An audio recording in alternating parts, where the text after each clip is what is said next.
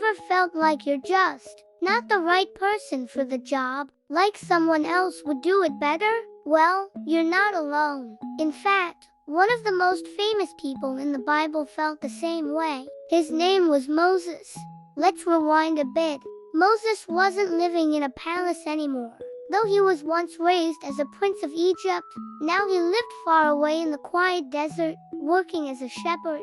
Day after day, he led sheep through rocky hills and dry grasslands. It was a simple life, peaceful, but Moses probably thought his big adventures were long behind him. But God had other plans.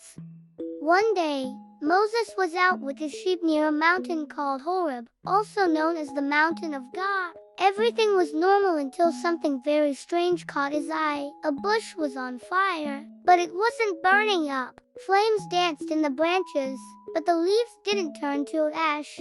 Moses stepped closer, curious. Then God spoke from the bush. God called, "Moses, Moses."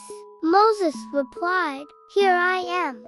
God told Moses to take off his sandals, because he was standing on holy ground.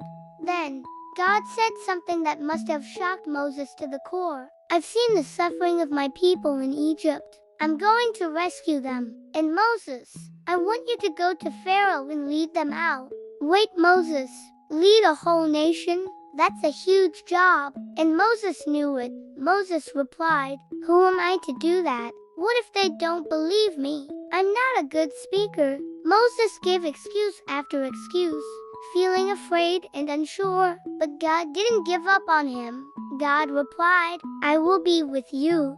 God even gave Moses signs to show the people, like turning his shepherd's staff into a snake and back again, and making his hand look sick and then healed.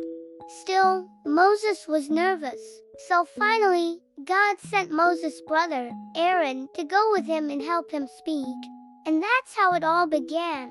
Moses, an ordinary shepherd, unsure and afraid, was chosen by God to do something incredible. Not because he was perfect or powerful, but because God promised to be with him. You see, God doesn't just call the strongest or the loudest. He calls people who are willing, and then he equips them. So if you ever feel too small, too shy, or not good enough, remember Moses. God used him in a big way, and he can use you too. You might not see a burning bush, but maybe, just maybe, God's calling you right now.